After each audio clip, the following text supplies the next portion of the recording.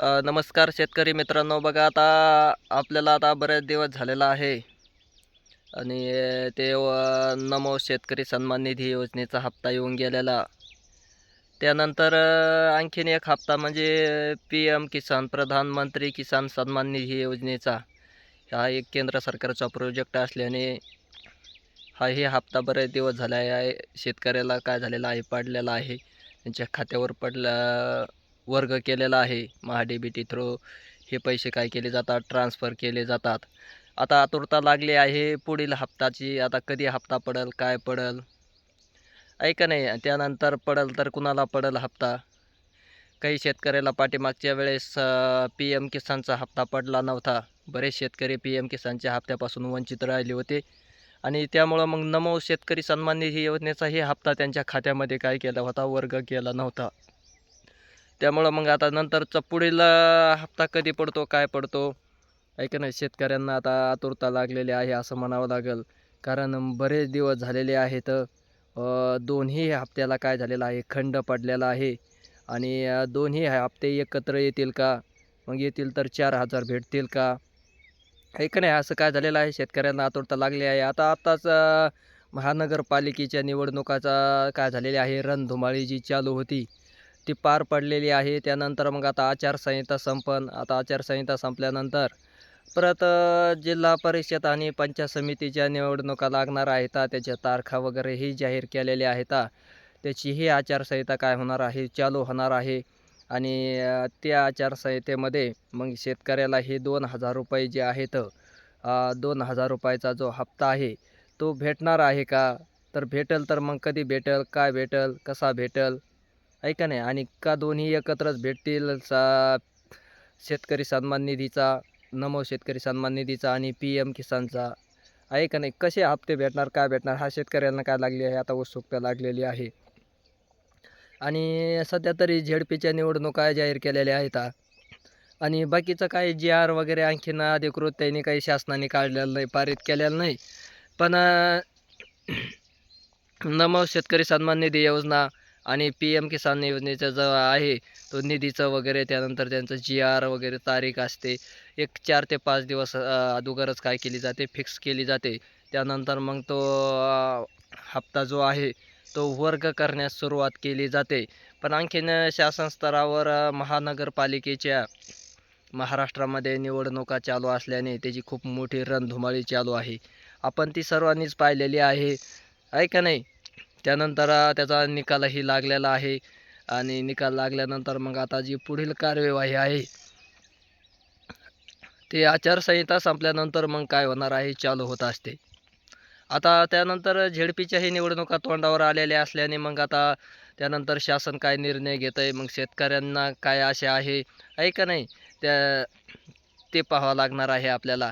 कारण आता महानगरपालिकेच्या ज्या निवडणुका संपलेल्याच आहेत, पूर्ण काय झालेल्या आहेत, निकाल लागलेला आहे. त्यानंतर 1-2 दिवसांनी परत आचारसंहिता थोडीशी स्टॉप होते, म्हणजे संपते आणि त्यानंतर परत आचारसंहिता जिल्हा परिषद आणि पंचायत समितीची चालू होणार आहे.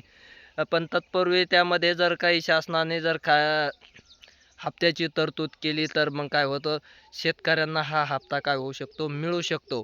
कारण GRची वगैरे आर्थिक बाबतचे पैशाची तरतूद केली, मग तो नमो शेतकरी सन्मान निधीचा हप्ता असेल, त्याचा GR वगैरे ह्याची तरतूद झाली तर मग शेतकऱ्यांना हा हप्ता काय होणार आहे, भेटणार आहे. त्यानंतर PM किसानचा त्याचीही हप्त्याची तरतूद वगैरे, आहे का नाही, GR अधिकृत येत असतो असा 1-2-4 दिवस अगोदरच. त्यानंतर मग त्याची ही तरतूद आणखीन जर मध्यंतरी थोडीशी आचारसंहिता संपल्यानंतर मधल्या काळामध्ये जर झाली तरतूद, तर मग शेतकऱ्यांना काय होणार आहे, दोन्हीचेही 4,000 रुपये आता एकत्र देतील का नंतर वेगवेगळे देणार आहेत, हे अद्याप आणखीन शासन स्तरावरून काही माहिती वगैरे आलेली नाही. कधी काळी एकत्रही देऊ शकतात, 4,000 रुपये शेतकऱ्यांच्या खात्यावर वर्गही करू शकतात. कधी कधी मध्ये कालांतरानेही देऊ शकतात एखाद्या वेळेस, आहे का नाही. सध्या तरी GR काढल्यानंतर परत जरी आचारसंहिता लागली तरी मग आचारसंहितेमध्ये हे पैसे पडू शकतात. पण आचारसंहितेच्या अगोदर ह्याची सर्वच गोष्टीची काय केली जाते, अंमलबजावणी केली जाते.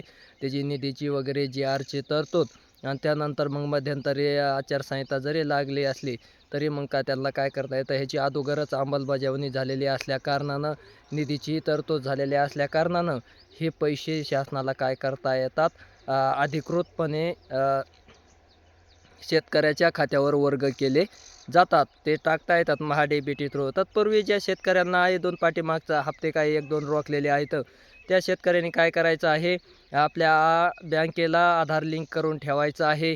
त्यानंतर मोबाईल लिंक करून ठेवायचं आहे. मग तुम्हाला कळणार आहे, कारण के-वाय-सी अभावी बऱ्याच शेतकऱ्यांचे खाते काय केलेले आहेत, खात्यावर पैसे वर्ग करण्यात आलेले नाहीत. मग ते तुमचे अतिवृष्टी नुकसान भरपाई असेल, त्यानंतर पीक विमा असेल, असे हे जे योजनेचे महा-डी-बी-टी थ्रू जे पैसे येणार आहेत शासनाच्या योजनेचे, शासकीय योजनेचे, ते पैसे काय झाले जातात, रोखले जातात. त्यामुळं मग लवकरात लवकर शेतकऱ्यांनी काय करायचं आहे, आपल्या अकाउंटला जे बँकेला आधार लिंक करून ठेवायचं आहे. म्हणजे पैसे येण्यास सुरळीत काहीही अडचण येणार नाही. डायरेक्ट पैसे तुमच्या खात्यावर काय केले जाणार आहेत, वर्ग केले जाणार आहेत. त्यामुळं मग काय करायचे आहे, ह्या सर्व गोष्टी व्यवस्थित करून ठेवायच्या आहेत. येणाऱ्या भविष्यकाळामध्ये मग तुम्हाला शेतकऱ्यांना कोणत्याच अडचणी भासणार नाहीत. हे काय करायचं आहे, सर्व शेतकऱ्यांनी लक्षात ठेवायचं आहे. आता लवकरच त्या PM किसानच्या हप्त्याची तरतूद होणार आहे. त्यानंतर नमो शेतकरी सन्मान निधी योजनेची हप्त्याची तरतूद होणार आहे आणि तो हप्ता तुमच्या खात्यावर काय केला जाणार आहे, वर्ग केला जाणार आहे. कारण शासन आतापर्यंत महानगरपालिकेच्या निवडणुकीत गुंतलेले असल्याने आता थोडेसे लोक काय झालेले आहेत, मोकळे झालेले आहेत. त्यामुळं आता हे योजना जे आहेत, ज्या योजना रखडलेल्या योजना आहेत, त्या तात्काळ लवकरात लवकर काय होणार आहेत, निकाली लागणार आहेत. त्याची अंमलबजावणी काय वगैरे वगैरे सर्व काही काय होणार आहे, शासन स्तरावर होणार आहे आणि मग त्या योजनेचा लाभ आपल्याला मिळणार आहे. म्हणजे जे PM किसान असेल, शेतकरी सन्मान निधी, आपलं नमो शेतकरी सन्मान निधी योजना असेल, ह्या योजनेचा लाभ तुम्हाला सर्वांनाच काय होणार आहे, लवकरच मिळणार आहे. जे हप्ते आहेत 2-2 हजाराचे, ते सुद्धा लवकरच तुमच्या खात्यावर शेतकऱ्याच्या वर्ग केले जाणार आहेत. कुणीही काळजी करायची नाही. लवकरच पैसे हे हप्त्याचे वर्ग केले जाणार आहेत. हे हप्ते तुमच्या शेतकऱ्यांच्या खात्यामध्ये काय केले जाणार आहेत, येणार आहेत. धन्यवाद.